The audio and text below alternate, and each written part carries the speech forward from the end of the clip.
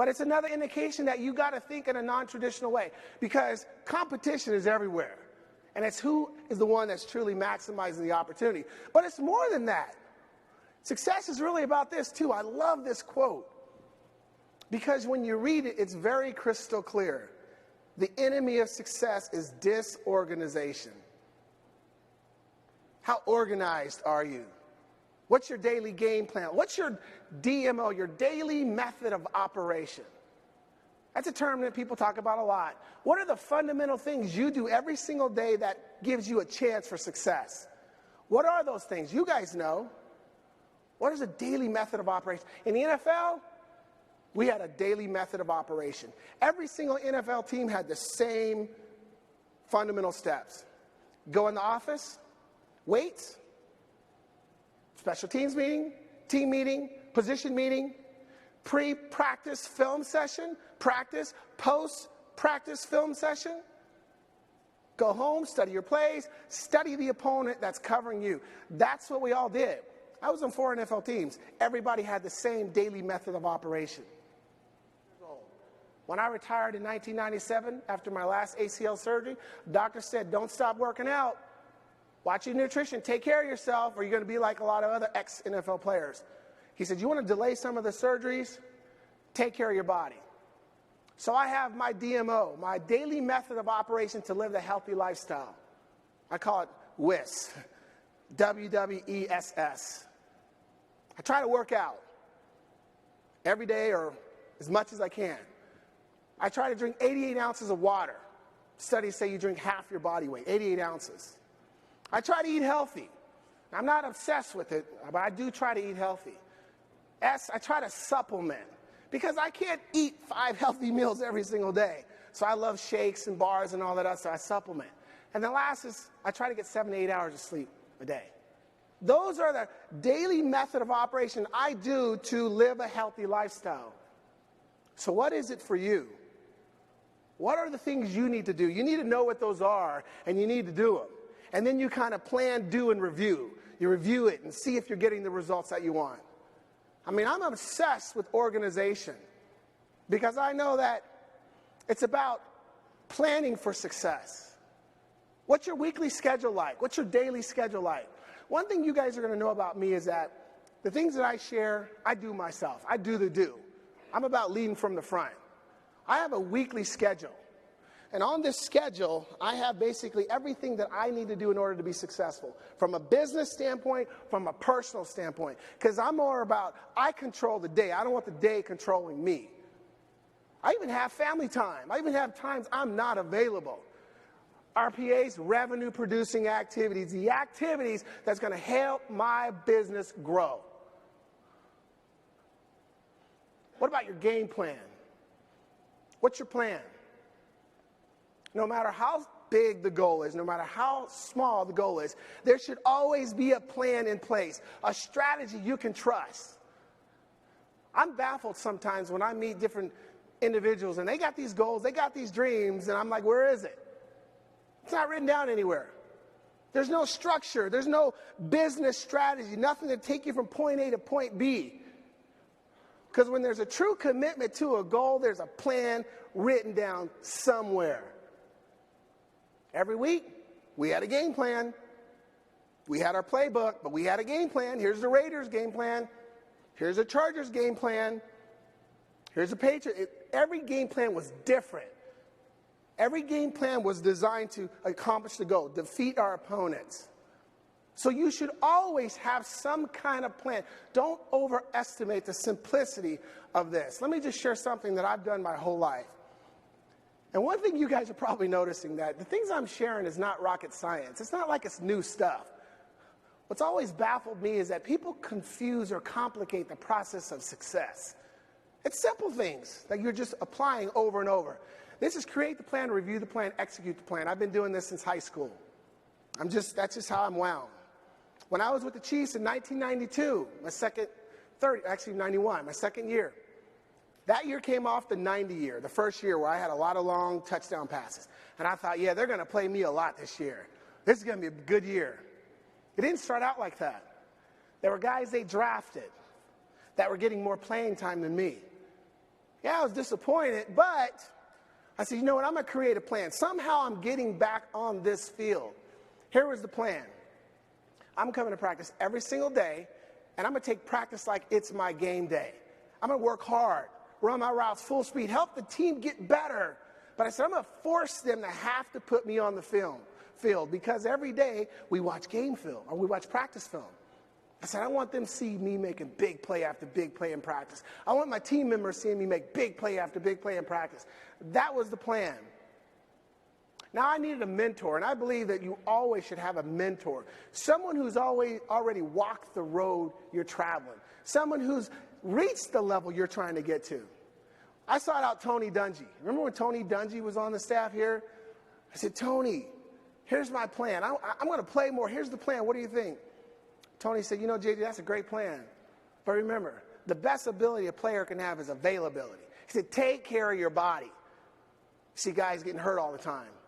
Nutrition, sleep, get your treatment. And then it was time to execute the plan. And this is really the difference maker between those who are average and those who are pros. The amateurs and the professionals. The ones that can put the plan together and execute the plan. Because, again, there's going to be challenges along the way. So I executed the plan. Week 4, come to practice, working hard, full speed, making catches. Week 5, week 6, week 7, week 8, week 9. Nobody said anything. Nobody's noticing. Success is an endurance race, right? Don't happen overnight. The work you put in today, you might not see the results till later. Week 10, week 11, week 12, week 13, week 14, not playing much, practicing hard. Week 15, week 6, week 17. Al Sander comes up to me and says, man, you've had a great year of practice. We got the Raiders this weekend, and I think we're going to play you a lot this weekend. Take advantage of it. We play the Raiders. They hold true. I have 8 catches, 188 yards, 2 touchdowns of 52 yards and 57 yards. If you don't know NFL stats, that's a good day at the office. But that plan I executed all of a sudden changed them from viewing me as a backup to a starter. And they started talking to me about being a starter. And I was like, what? But it was because of the plan that I put into place and that I stuck with. Now, we're all adults here, though. We know that sometimes you put a plan together and it works perfectly. But sometimes it doesn't. What do you do when you've got that plan? Here's the goal. Here's the plan. I'm following. All of a sudden, someone throws a curveball. You call an audible. I'm married to my high school sweetheart or my college sweetheart, Raina. Raina and I have been married for 27 years. And when we got married, we had a simple plan. Let's have 3 children. Less than that, not enough. More than that, too many. So Dante, Camille, and LeJordan. And by the way, remember when I was talking about your why? You got to reevaluate it from time to time because it'll change. All 3 of my children got married last year at different points during the year. February and 2 in May. So you know what my why was last year. You know what was driving me last year. So 10 years ago, I get a call from my nephew, Justin, in Tulsa, Oklahoma. Justin says, Uncle, there's craziness happening out here. You need to come check on us. So 24 hours later, I fly out to Tulsa. 24 hours later after that, I'm standing in a courthouse before a judge. And the judge says, Mr. Birden, we're going to take your 5 nieces and nephews, and we're going to put them in 5 separate foster homes. You're the next of kin, so what would you like to do? Whoa. I just came to check on the kids. This wasn't part of the plan. But I did first what any smart husband would do. I said, Judge, let me call my wife first. I called my wife, 5-minute conversation. We took all 5 of those children, and we merged them into our family. And when we did it, many people were questioning us. Why are you doing that? Why would you add 5 more mouths to feed? Rain and I saw it as an opportunity to impact 5 more lives. And I believe we've done that, and they've impacted ours too. But when I was working on this presentation, I thought about you. How many lives are you guys impacting? Think about it.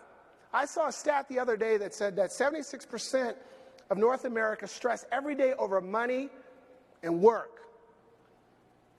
Maybe you guys can't affect work, but can you affect money? People are concerned with their security, financial security. Are they going to have enough to retire, to send their kids to college? You guys impact that. Do you recognize the lives that you're changing every single day, and are you putting forth the effort to continue to do that? And it took a lot of hard work.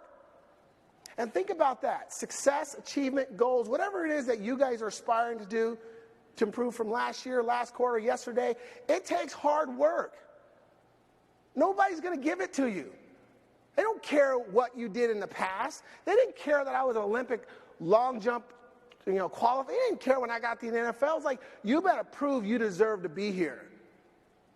And sometimes in the world, there's this entitlement syndrome. People think they're entitled to this. They're entitled to that. They should get the client. They should get the job. They should get whatever it is. They're entitled. No, the reality is we got to do the work. But we got to do smart work.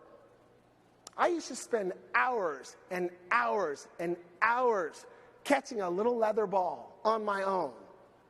I'd sit in bed at night, every night, 100 times, catching a ball. Why? Because there's 4 ways to catch a ball. Hands in front like this, with your body, one hand, or like this.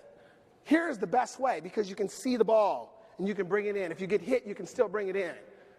You catch it with your chest, you get hit, it bounces off your chest. So I spent hours after hours catching a ball over and over, even when I was in the NFL, because I wanted to master the skill that would allow me to be successful, so that when I was at the office, I didn't have to focus on catching the ball. It was automatic. It was an automatic skill set.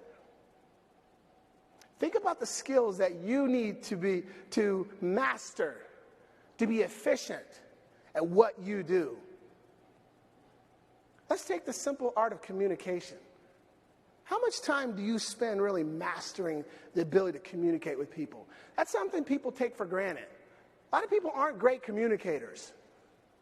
Sometimes when they're talking to someone, they're busy focusing on what are they going to say next. That's an art form.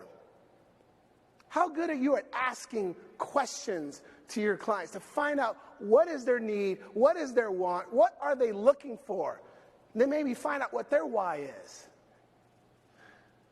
That's an art form. How much time do you spend perfecting that skill set?